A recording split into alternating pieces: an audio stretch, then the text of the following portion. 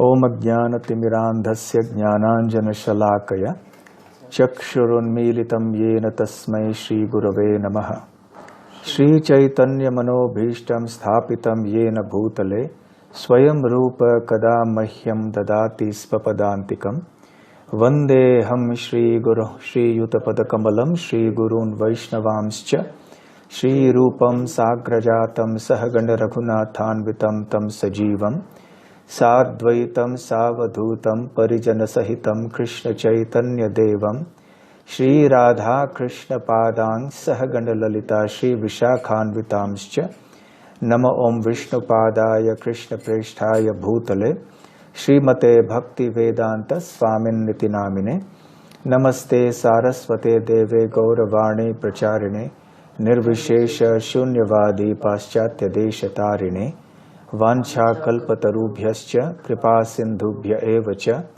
Patitanam Pavanebhyo Vaishnavebhyo Namo Namaha Jai Shri Krishna Chaitanya Prabhu Nityananda Shri Advaita Gadadhara Shivasadi Gaur Bhakta Vrinda Hare Krishna Krishna Krishna Hare Hare Hare Rama Rama Rama Hare Hare.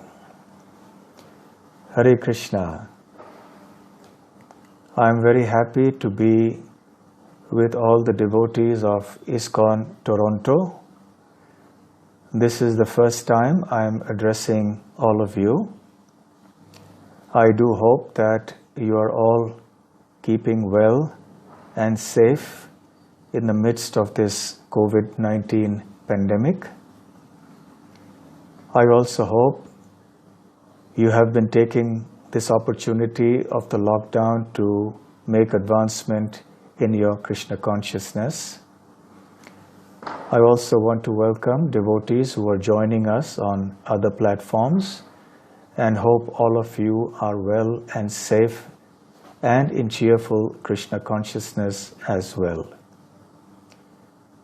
So it is very nice that ISKCON Toronto is organizing a series of lectures on the eve of Radhashtami. And the topic for today is tuning in to the mood of Srimati Radharani. Srimati Radharani is not an easy topic to discuss because she is so exalted a personality, so liable to be misunderstood, and her pastimes with Krishna are meant for those who are very advanced in devotional service. As a neophyte devotee, I will not proceed to dare to venture into the esoteric aspects of these pastimes, but I will try to draw some inspiration from Srila Prabhupada's teachings and try to understand and present before you the mood of Srimati Radharani and what we can learn from it and what we can apply in our day-to-day life.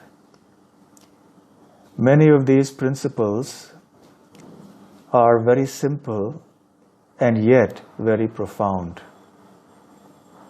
Sri Krishna, as we all know, is the summum bonum of everything. He is the ultimate source, the ultimate shelter, the ultimate reservoir of everything. In the Srimad Bhagavatam, it is said that there are 10 topics that are discussed in that great text. Atra sargo visargascha sthanam poshanam utayaha manmantareshanukatha nirodho muktir ashrayaha. So, the first topic is the creation, the primary creation. The second topic is the secondary creation by Brahma. Sthanam refers to the maintenance of all the planetary system and the universes. Poshanam refers to the protection and nourishment that the Lord offers to his devotees. Uta refers to the creative impetus without which nothing can be created in this material world, nothing can happen in this material world. Manvantara refers to the durations of the lifetimes of the Manus, into which Brahma's day is divided. And Isha Anukatha refers to the pastimes of the Lord in his various incarnations. Nirodha refers to the winding up of all the material energies of the Lord in this material manifestation. Mukti refers to the liberation of the living entity from this bondage. And finally, Ashraeha refers to the Samam Bonam, which is Krishna. So Ashreya means shelter. So Krishna is the Ashreya or the shelter of the previous 9 topics of the Bhagavatam. And these 9 topics include everything possible in the material and spiritual worlds. So Krishna is referred to as the Ashreya Tattva, the principle of shelter and refuge for everything and everyone. So this is from the point of view of Tattva, of philosophy, of what is called ontology. However, from another point of view, it is Srimati Radharani who is called the Ashreya, or the shelter. And that point of view is the point of view of pure love, pure devotion for Krishna. Srimati Radharani represents the absolute pinnacle of pure devotion to Krishna. She is the original reservoir of devotion to Krishna. She is the refuge of all devotees. It is from her and it is by her mercy that anyone can have any devotion at all to Lord Krishna. So we are very much dependent on the mercy of Srimati Radharani to become pure devotees, or even simply to just remain as devotees even. So therefore Srimati Radharani, because of her super excellent status as the best devotee of Krishna, is called the Ashreya of Devotion.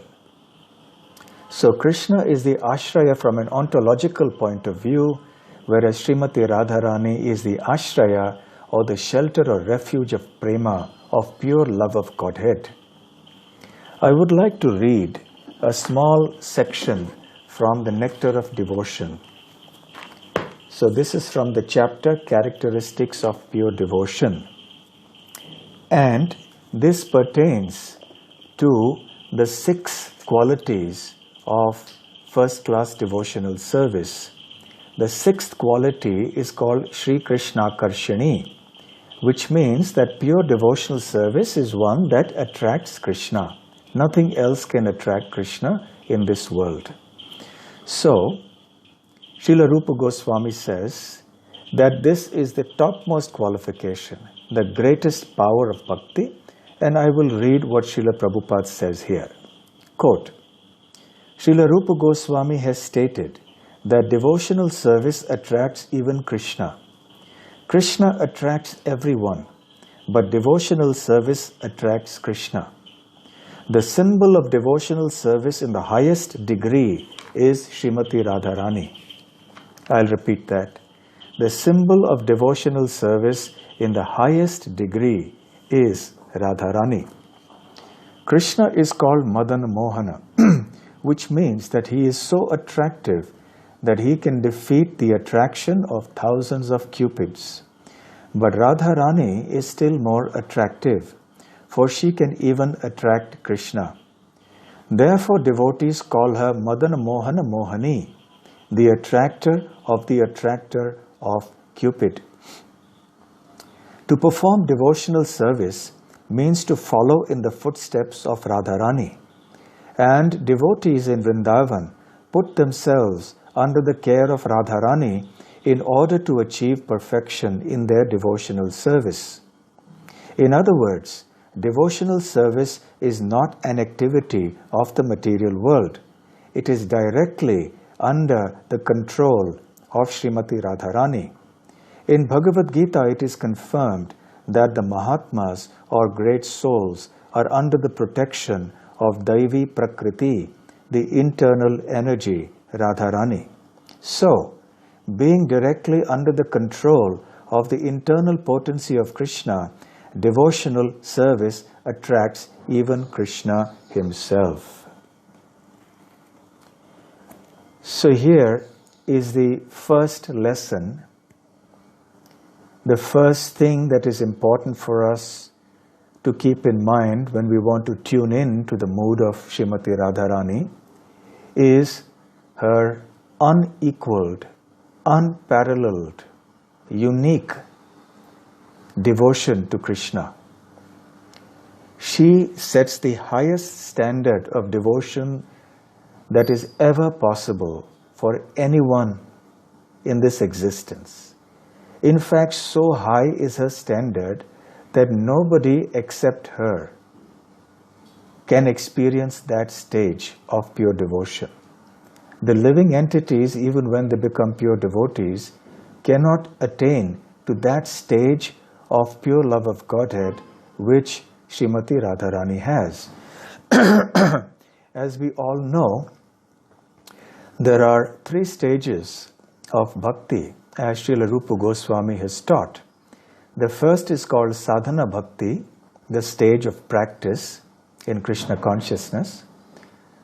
And the second is bhava bhakti, the stage when there are ecstatic symptoms that manifest in the person of the devotee. And finally, there is the stage of pure love of Godhead, which is called prema, prema bhakti. So, the pure devotees, those who have attained the topmost stage, reach the stage of prema bhakti. But even in that exalted state of prema bhakti, there are 7 stages. And the 7th stage is called Mahabhava. And that stage of Mahabhava is something only Srimati Radharani can experience, nobody else. So naturally, even though that stage is not possible for us to attain, but to the extent that living entities who are conditioned in this material existence like us can, by the process of sadhana bhakti and growing into bhava bhakti, and eventually one day by the mercy of Radharani and Krishna attaining to prema bhakti, to whatever degree is possible by the mercy of their lordships, we can try to obtain. We have to follow in the footsteps of Srimati Radharani and her associates. So the first lesson to learn, the first thing about the mood of Srimati Radharani is that it's a mood of devotion, of pure devotion. So our goal has to be clear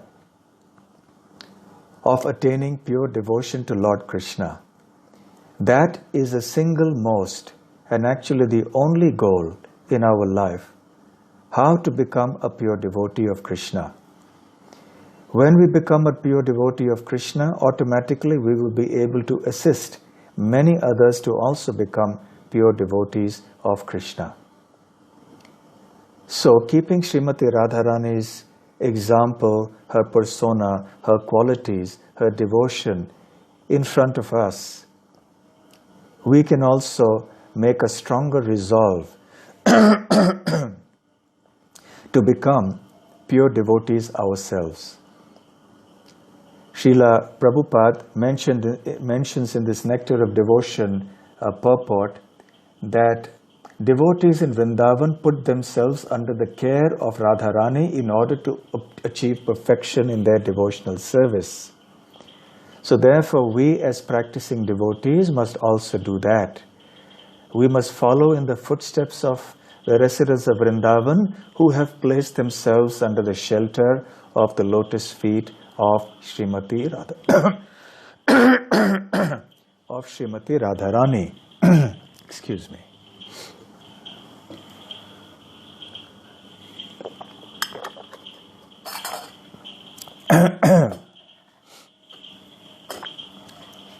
So that's the first point. Actually, so great and exalted is the devotional status of Srimati Radharani. What to speak of us, ordinary devotees understanding it truly? What to speak of even the residents of the spiritual world understanding it? Even Krishna does not understand it.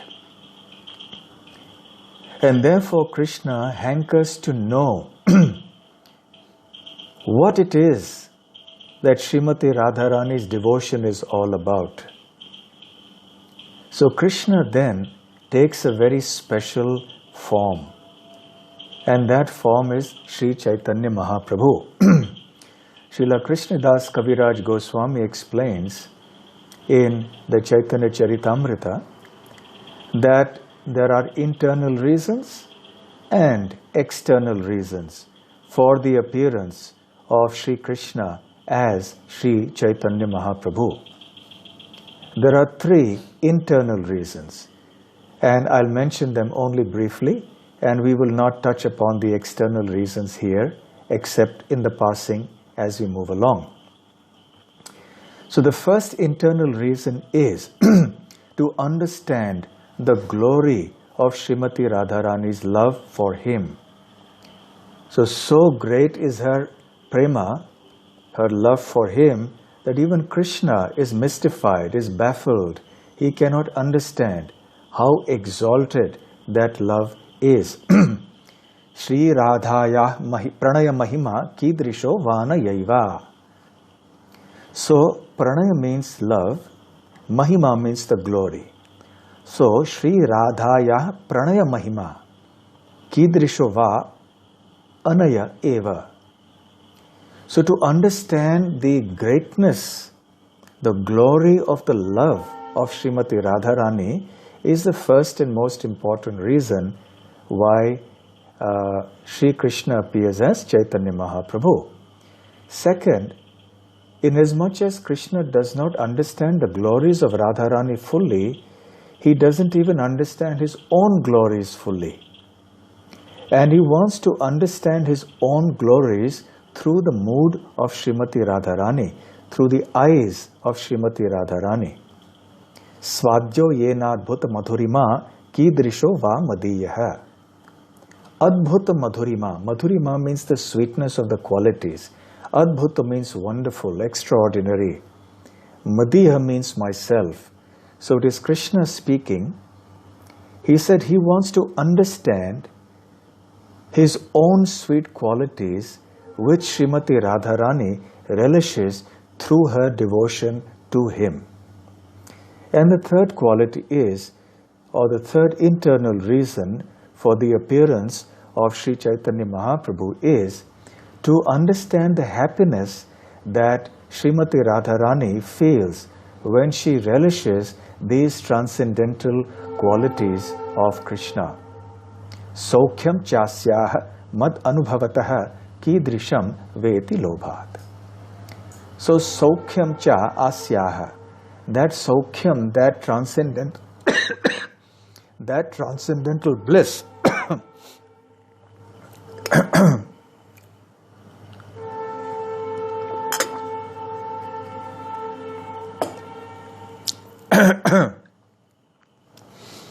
that she experiences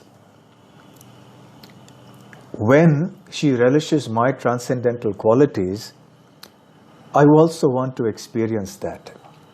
So in that sense, Krishna is now eager to place himself in a position where he can understand Srimati Radharani better. So he takes the role and the form of Sri Chaitanya Mahaprabhu.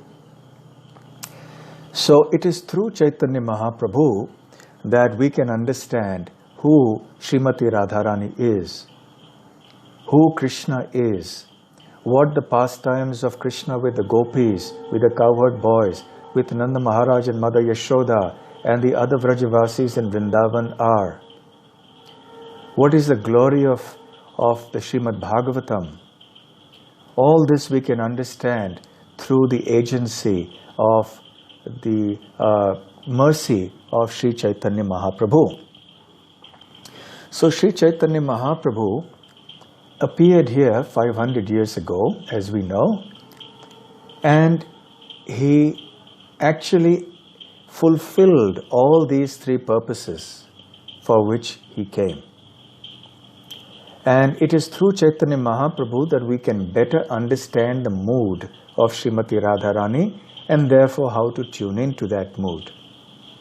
So let us see from the teachings and example of Sri Chaitanya Mahaprabhu about this. Sri Chaitanya Mahaprabhu said famously, Naham vipro nacha narapati napi vaishyo na shudro Naham varne na chagrihapatir na vanastho yatirva kintu prodyan nikhila paramananda purna amritabdhe kintu gopi bhartuhu padakamalayur dasa dasa anudasaha. So Mahaprabhu says that he is neither a brahmachari, grihastha, vanaprastha, sannyasi, neither is he a brahmana, kshatriya, vaishya, shudra. He is only the servant of the servant of the master of the gopis, Krishna, who is the source of the transcendental bliss for the entire creation. So in this way, Sri Chaitanya Mahaprabhu makes a very important statement about his identity, about his designation, which is to be Gopi Bhartuhu Padakamalayur. Bhartu means the master. So Gopi Bhartu is Krishna, the master of the gopis. Padakamalayur means the lotus feet of Krishna. Gopi Bhartuhu Padakamalayur Das Das Anudasa. So the servant of the servant of the servant of Krishna. So this is Sri Chaitanya Mahaprabhu's proclaimed aspiration. It is his mood, it is his designation. That is who he is as he declares himself. So this is also the mood that we should be having. Otherwise there is no question of attaining the mercy of Srimati Radharani. This mood of being humble servants of the devotees is exactly Srimati Radharani's mood. In Vrindavan, Srimati Radharani is the transcendental heroine, the Nayika. And it is under her shelter that all the other younger gopis serve. However, her mood is that she not only wants to relish the association of Krishna, but she also wants to push the other gopis ahead in their relationship with Krishna. And in this way, she is always encouraging the other gopis in their service to Krishna. So similarly, for us as well, we can take pleasure and happiness in the service of other devotees. We can also assist in pushing other devotees ahead in Krishna consciousness and take pleasure in witnessing how much nice advancement they are making in their spiritual lives. Instead of feeling envious when somebody is making quicker advancement than us, when somebody has reached an exalted status which perhaps I am not in, then envy is not the thing to have, but it is joy, it is happiness, that we are here to serve all the devotees and assist them in their journey back to Godhead, assist them in their service to the Guru Parampara, to Srimati Radharani and Krishna and Mahaprabhu. Just as Srimati Radharani always keeps the other gopis ahead of her, so we should also try to keep the other devotees ahead of us. And this is not just a philosophical statement that has to be intellectually kind of discussed, but it is also something that we can practice at a very down-to-earth level in our day-to-day practice of Krishna consciousness. Let's give you a simple example.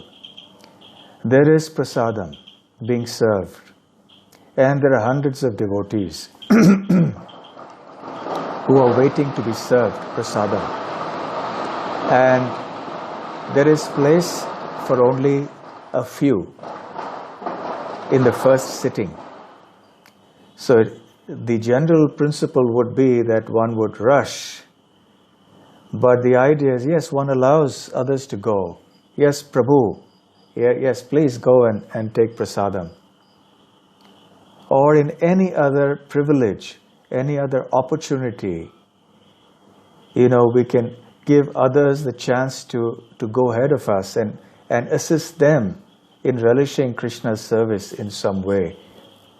So this mood of service to the devotees and considering ourselves to be the servant of the servant of the servant of Krishna is the mood of the spiritual world.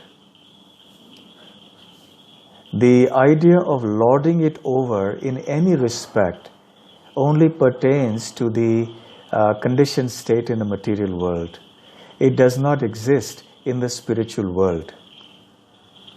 So therefore, in our day-to-day devotional life, whether you are a preacher, or whether we are in management, whether we are whatever we do anywhere, it is important at all times to keep in mind this. And even when it comes to our aspirations in devotional life, what do we want to be? What is our perfection? It is not that we aspire to be,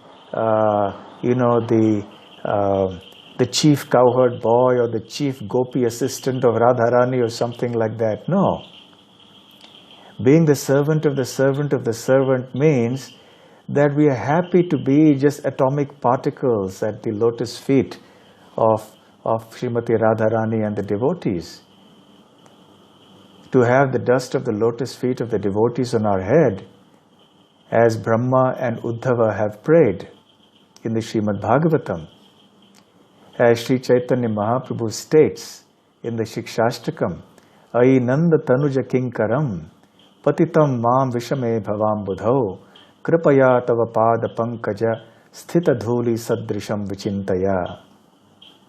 Ai Nanda Tanuja, O Nanda Tanuja, O son of Nanda, I am your Kinkaram, I am your Kinkara, I am your servant.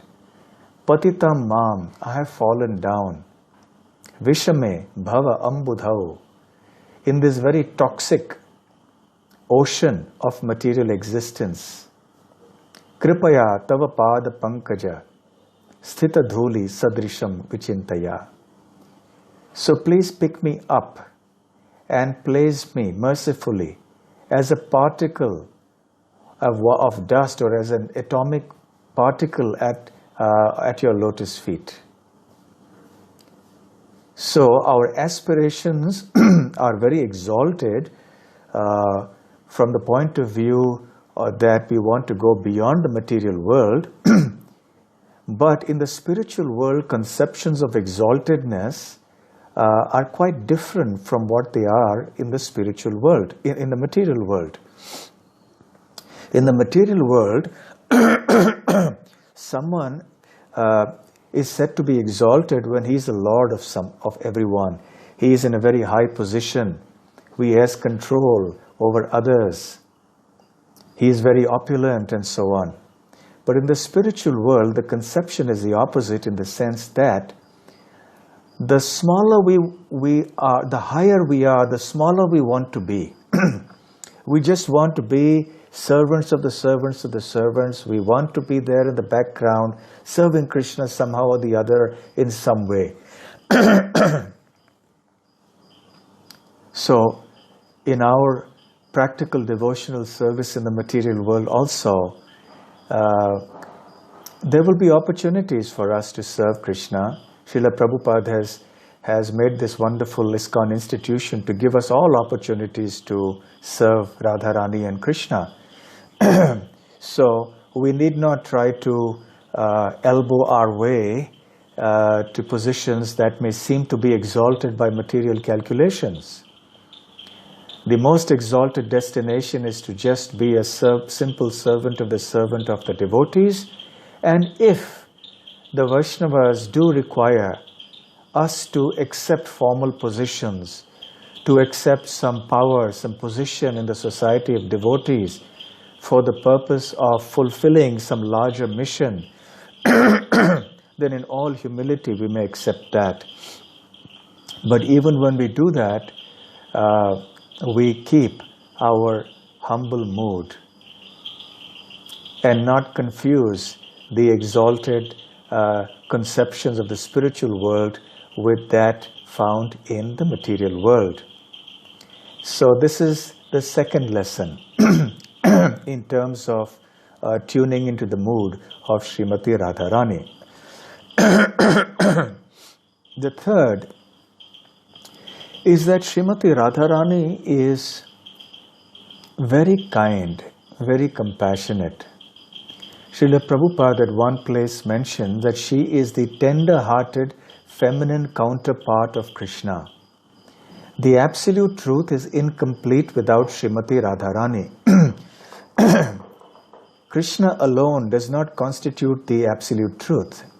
In one sense he does, but because the energetic is incomplete without the energy, and the energy is non-different from the energetic, therefore the complete whole is composed of not just the energetic but also the energy. So in that sense, we can understand that it is Radharani that makes Krishna complete.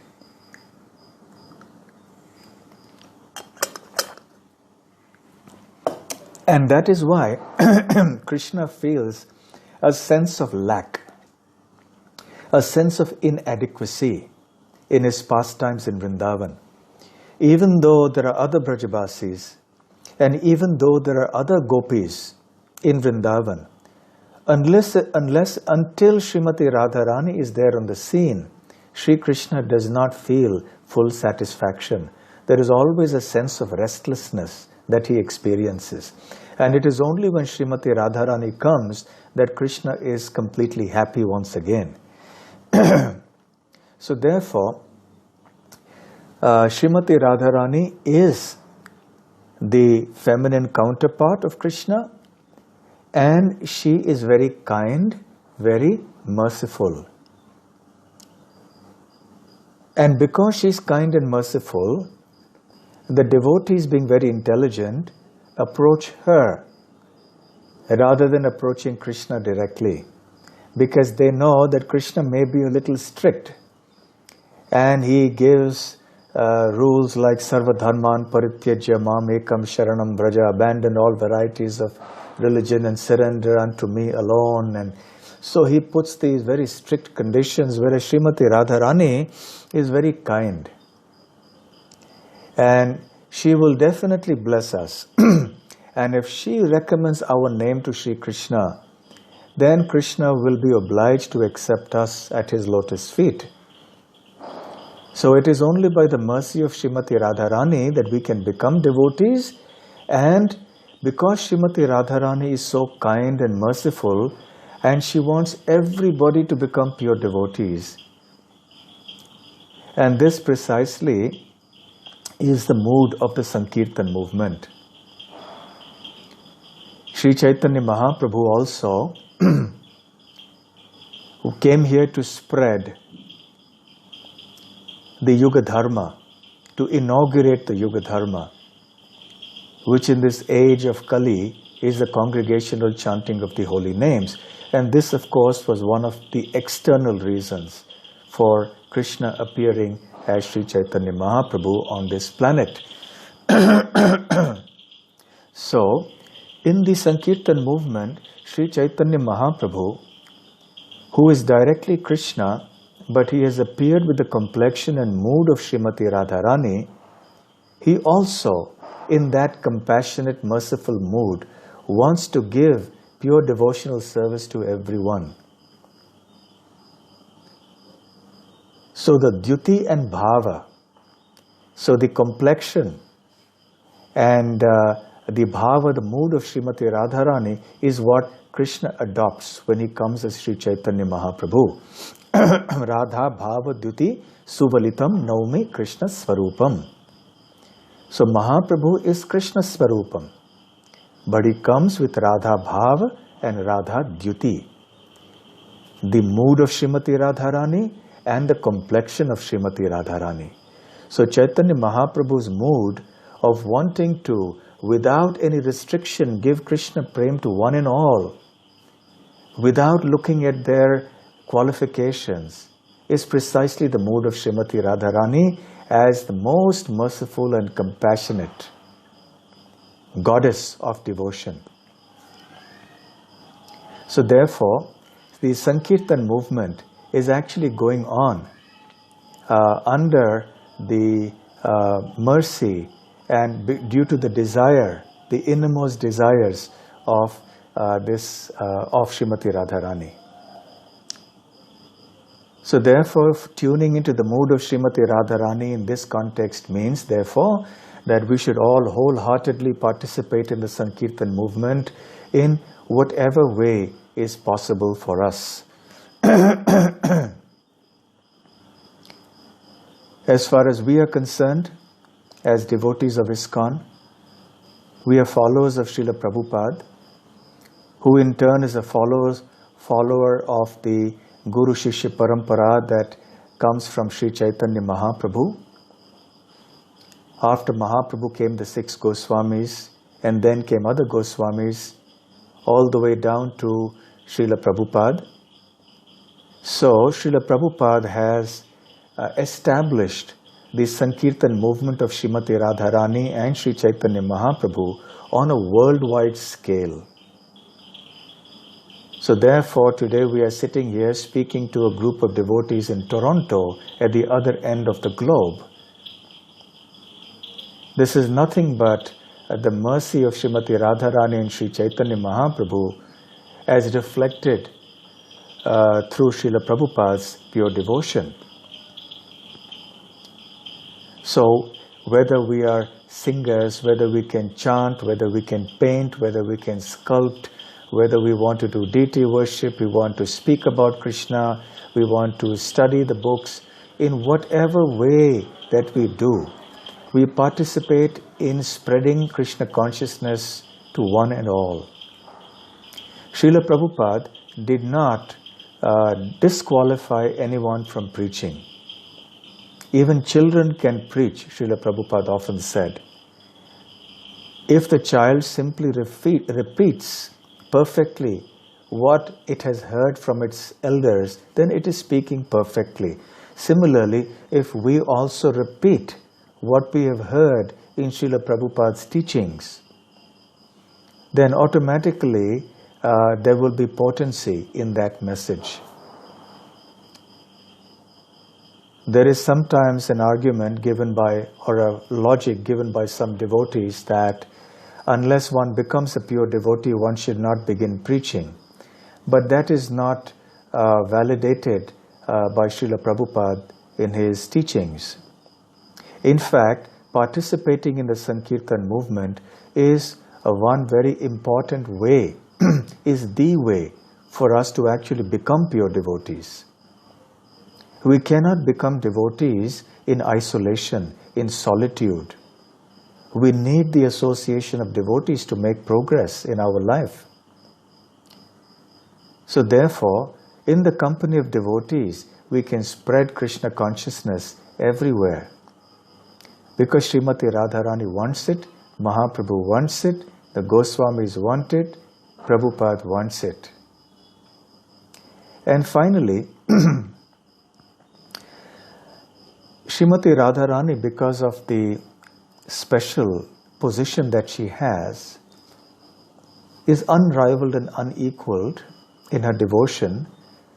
And it is not just the intensity of the devotion, But there is a particular feature, a particular time in Srimati Radharani's devotion that is particularly discussed and venerated in the Gaudiya Vaishnava Sampradaya. And that mood of Srimati Radharani specifically was exhibited when Krishna's dear devotee, cousin and friend and counselor Uddhava went from Mathura at Krishna's behest to Vrindavan to console the Vrajavasis who were feeling intense separation from Krishna now that he had left Vrindavan to go to Mathura.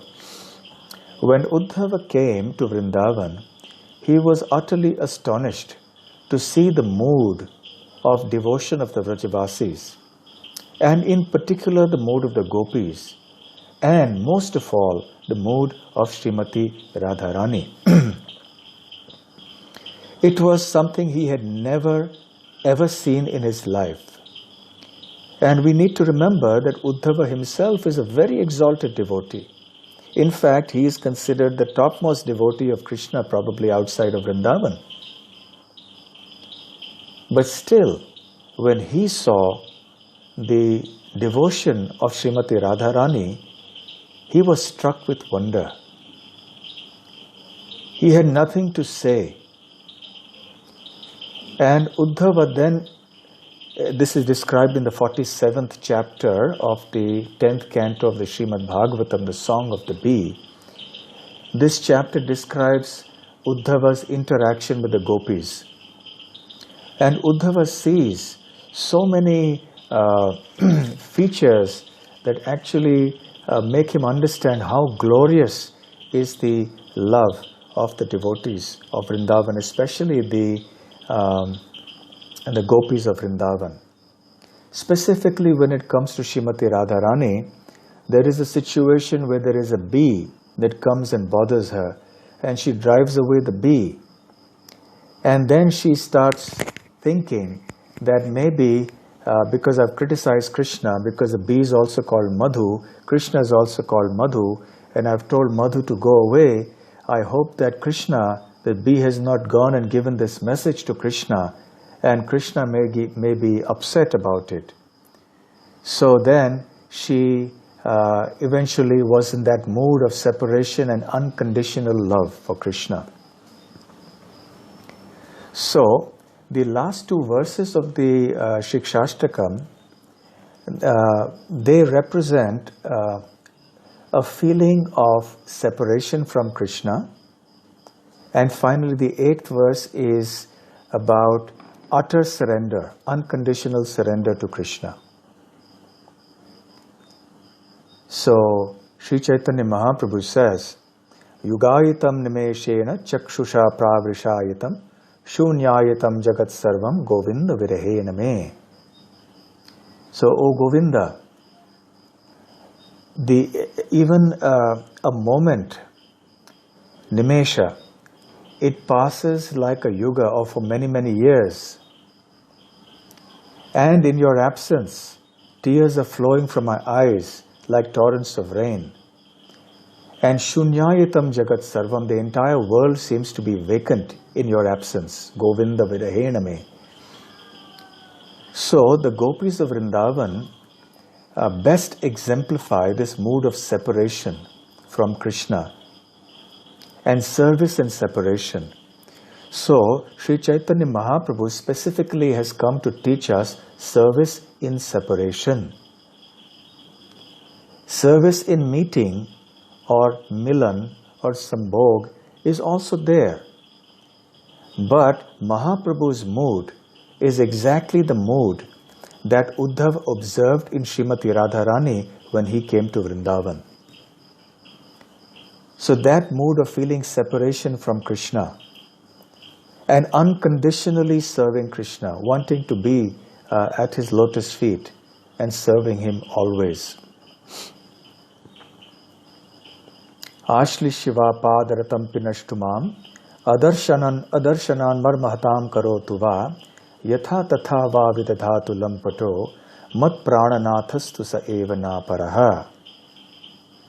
I know no one but Krishna is my Lord, and he shall remain so, even if he handles me roughly by his embrace, or makes me broken-hearted by not being present before me.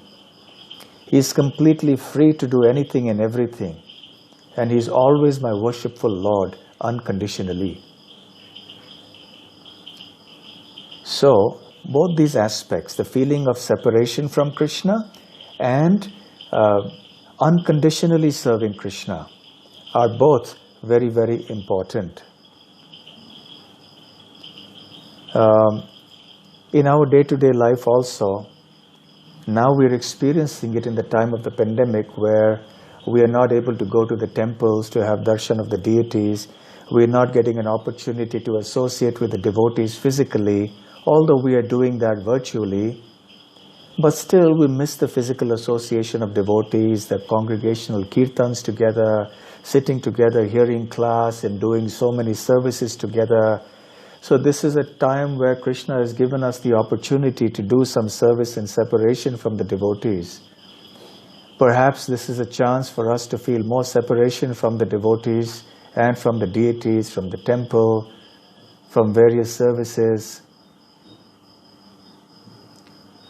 Service in separation means that we are willing to serve. We make no demands that Krishna must be present before us. And this Vipralambha Seva, this service in separation, is actually considered even more exalted than the service that is there in the stage of meeting. So we also have to bide our time. We serve in separation from devotees, we serve in separation from the Guru Parampara, from the deities, and so on. We serve at a distance.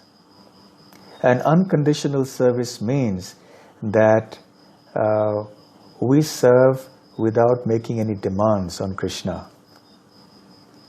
So even as we serve within ISKCON, we don't make any demands for ourselves personally. We serve with all our enthusiasm and devotional sincerity, but we don't expect anything material in return. As Sri Caitanya Mahaprabhu himself has said, "Na dhanam na janam na sundarim kavitam va jagadisha kamaye mama janmani janmanishware bhavatad bhakti rahituki tvai."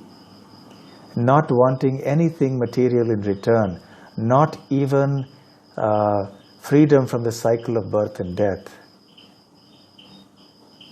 And there is that famous pastime that Srila Prabhupada used to sometimes narrate, that Krishna had a headache and the only recourse he proclaimed was the dust from the feet of his devotee. And none of the devotees were willing to do that because they knew that was something very offensive and that would take them to hell.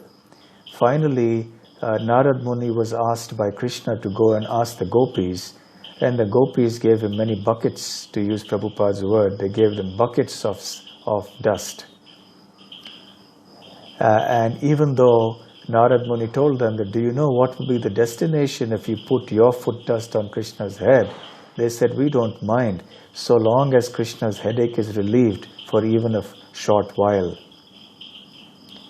So this kind of service to Krishna without any expectation, without any material rewards, and unconditionally, in separation, is the hallmark of Srimati Radharani's love for Krishna.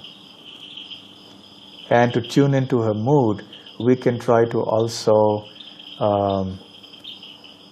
follow in her footsteps in this regard in our practical devotional service here in this material world. Okay, so I think it's 7:30 my time. Yeah, so we'll stop here. If you have any questions. Maharaj, we have a few questions coming from various sources, including your own Facebook page. But I have a question to start with, while we wait for devotees to start typing their questions. Maharaj, outside of the Brahma Samhita and till the works of Sri Madhavendra Puri in our Sampradaya, nobody actually talked about Srimati Radharani. Why is that, Maharaj?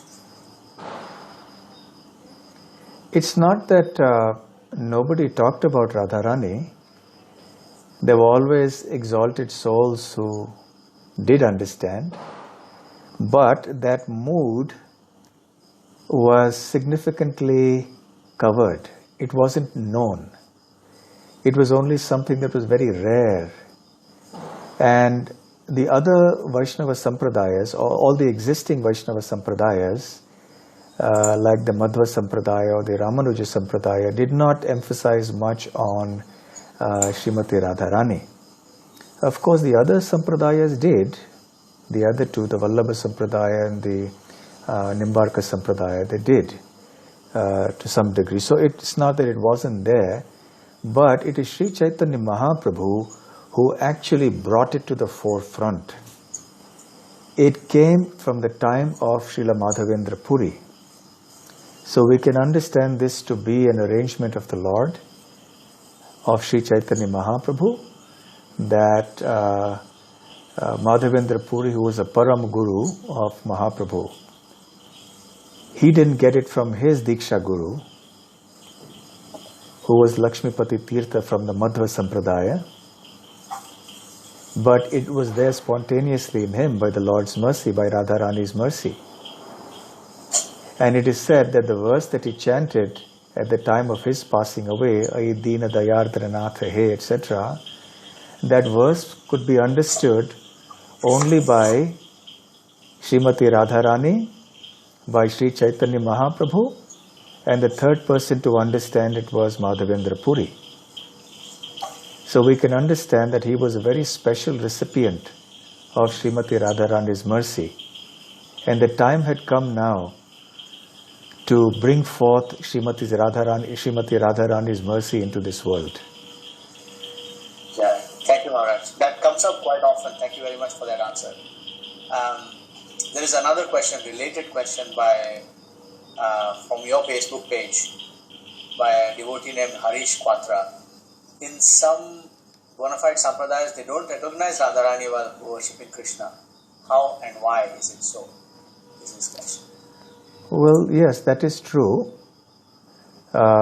because they have more of a Vaikuntha mood in their worship of Krishna.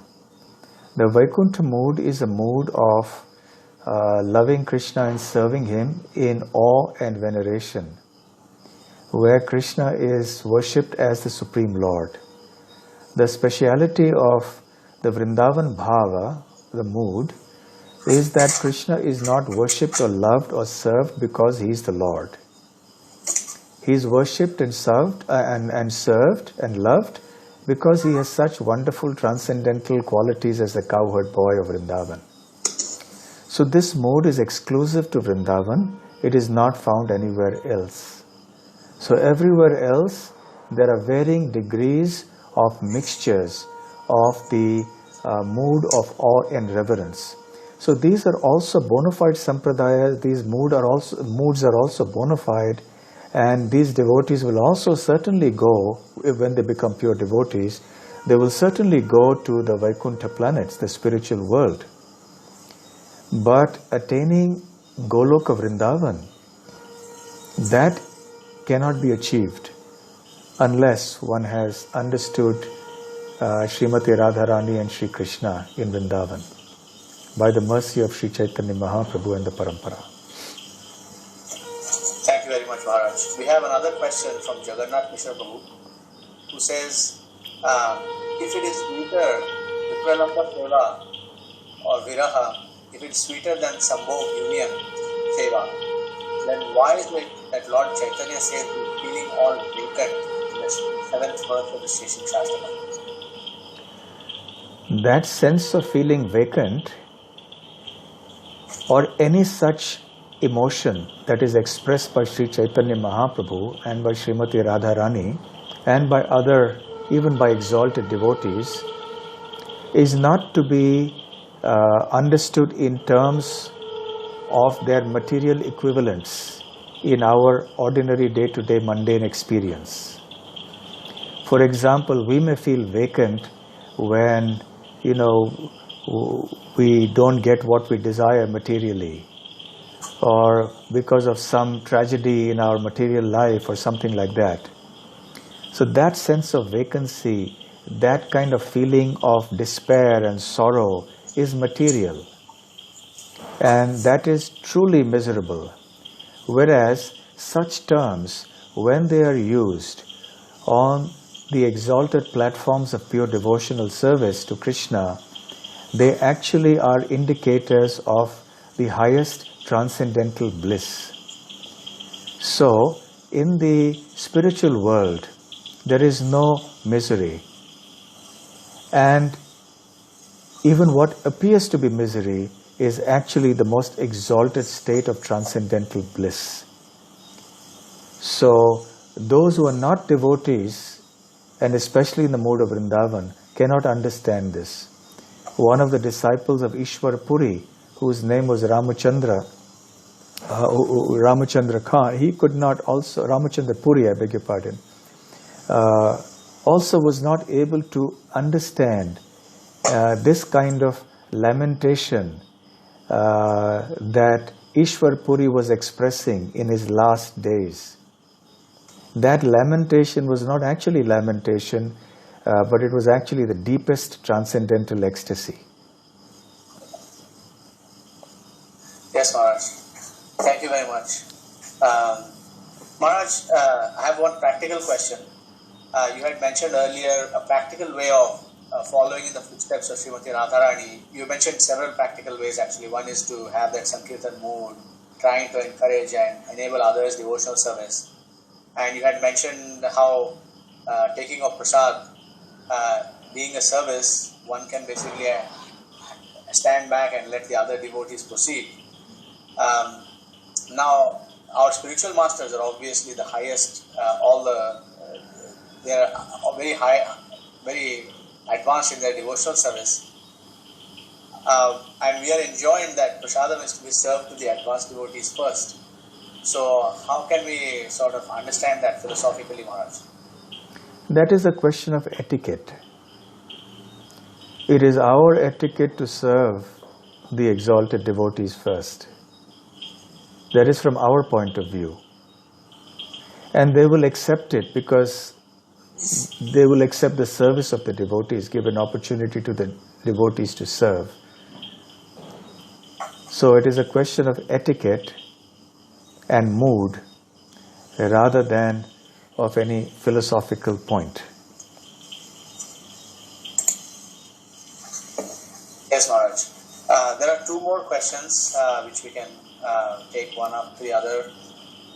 There is one devotee named Ajay Kumar Satargaon who says how to develop the mood of compassion during preaching. By associating with experienced preachers and seeing how they sacrifice themselves, how they painstakingly work to spread this Krishna consciousness movement, and to understand what it takes to do this and what risks the devotees undergo in this mission. So that is one way we understand the sacrifices that are to be made, and that cannot be made unless there is some spirit of compassion there. Also, another way of developing compassion in preaching is just by doing our sadhana properly, by chanting our rounds, by hearing Krishna conscious lectures, reading Prabhupada's books, serving the devotees, and so on. The more we advance in Krishna consciousness, naturally, spontaneously, the more compassionate we may become to preach.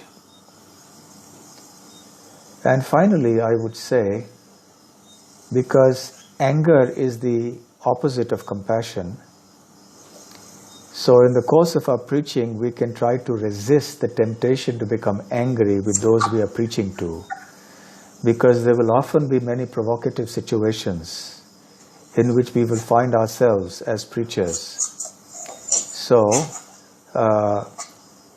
anger is counteracted by being kind and compassionate. Yes, Maharaj. Can you elaborate a little bit more on that, Maharaj? So, what should a preacher do if somebody feels the anger bubbling up inside against some sort of philosophical aberration or something of that sort? Well, you see, largely it will depend on the nature of different devotees, because everyone has a different nature. So somebody may have a more aggressive nature, a more assertive nature, others may not have that kind of a nature. So naturally one will also act according to one's nature in the course of preaching. So one cannot make a standard kind of a guideline like this, and sometimes getting angry it has to be done in a very careful way though, because it's not something that can be casually, shall we say, dispensed, our anger. It has to be something very, very carefully done. If at all it has to be done for the sake of preaching, one should be very sure that it is controlled anger and it's not something just goes out of control and then we say things that we shouldn't be saying and we repent afterwards. So we use our spiritual intelligence to control our anger when we see it rising from within.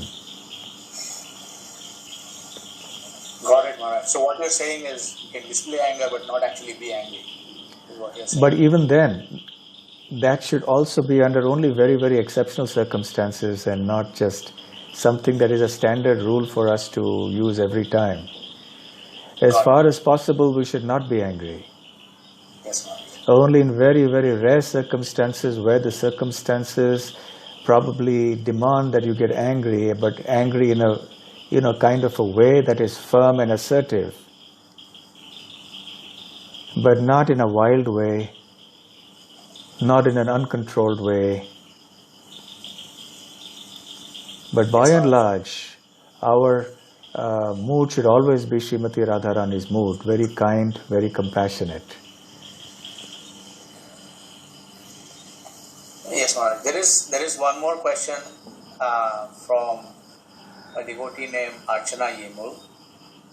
She's asking if it is okay to say that Andal, who is worshipped in the Sri Sampradaya, had nearly the same mood as the gopis of Sri Vrindavana. Yes. Definitely she was in the Sringara Bhava, Sringara Rasa. But precisely in what bhava, that whether it was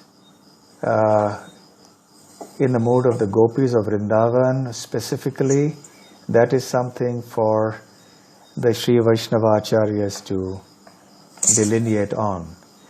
But as far as we are concerned, we will consider Andal as a very, very exalted, pure devotee of the Lord. She is also worshipable for us, and she is in the Sringara Rasa. Yes, Maharaj. Yes? There's one more question here, Maharaj.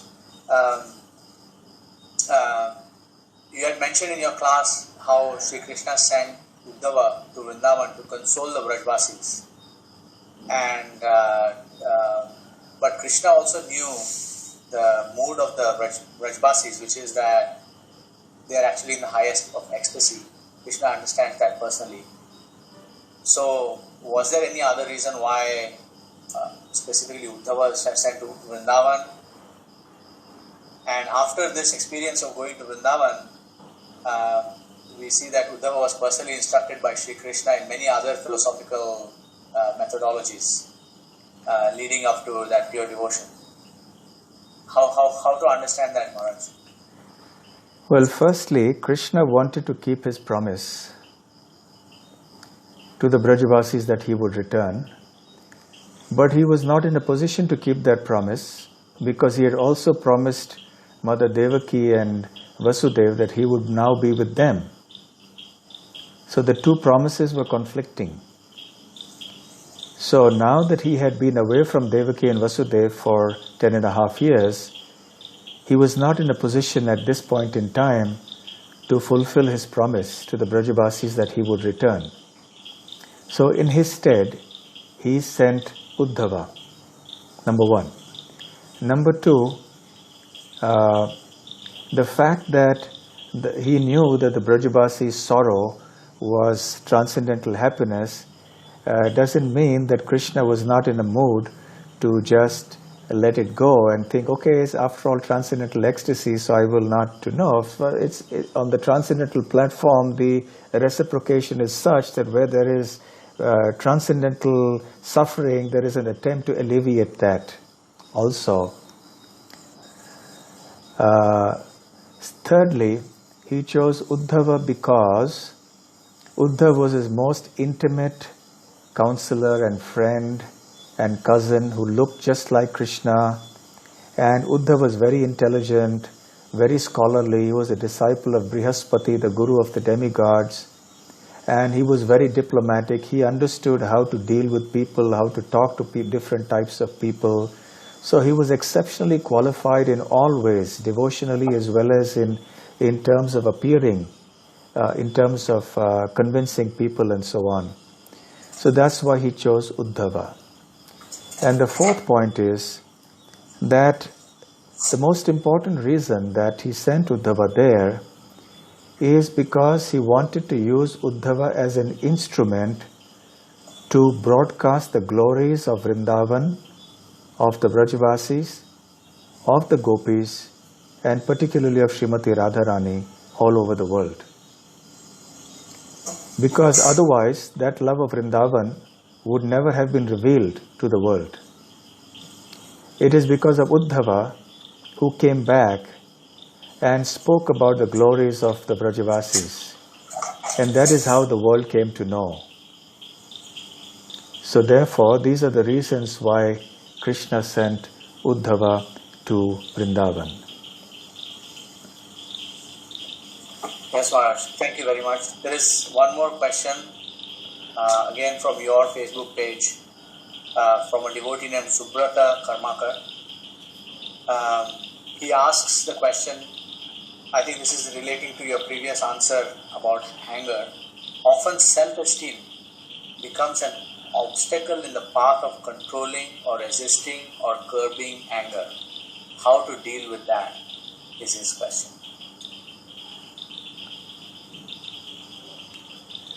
Well, there are two things.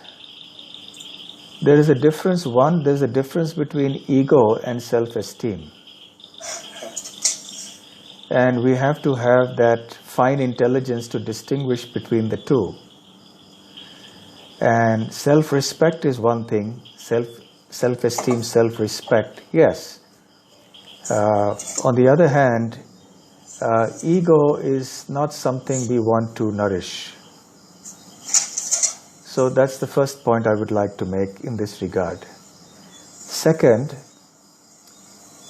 depending on the situation that Krishna has arranged for us in our life, we may also have to lose our self-respect, and we should be prepared for that. If that is what it takes for our purification and for our advancement in Krishna consciousness. And so, we should not allow that to become an obstacle in curbing our anger or anything else in this material world. So it is the good use of our spiritual intelligence that will help us. And if we pray to Krishna and Radharani and to the Guru Parampara to help us to actually exhibit the right mood and act in the right way, then we will be able to become nice preachers. And please, Srila Prabhupada. Thank you, Maharaj. Just one last clarification on that answer. We may have to lose our self-respect. Can you give practical examples of that, Maharaj? A few practical examples. And this will be the last question, because we realize that time is flying. Well, it's more a question of perceived self-respect many times, because there are some things that happen, some decisions are taken, and we have been very strongly advocating a certain thing to be done, and our voice is not listened to, and another decision is taken, and we feel that it's an affront to my sense of dignity, and so on and so forth. These things may happen in interactions amongst devotees, and publicly sometimes we may be contradicted, and so many things like this can happen. Ultimately, whilst it is important for us to see that other self-esteem and self-respect is not harm, that is our duty, to see that we don't harm other people's sense of dignity and self-respect. That's very important for all of us to understand. And when it comes to us, yes, up to a point, we can consider our own self-respect, but not take it too far, certainly.